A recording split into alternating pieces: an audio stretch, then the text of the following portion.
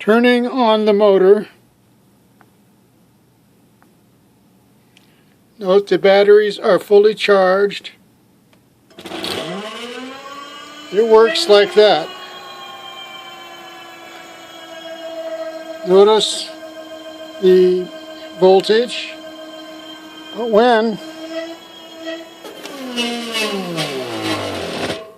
you put on a little bit of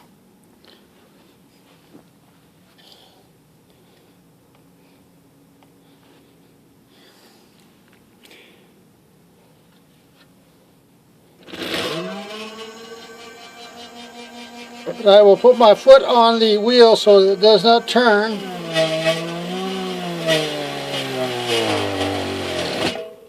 Hardly any voltage drop at all.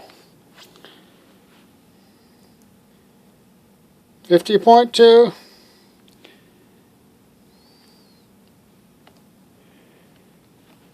And you have to manually get it going.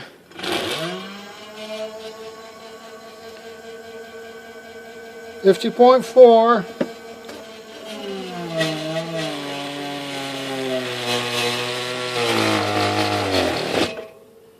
No voltage drop at all, hardly.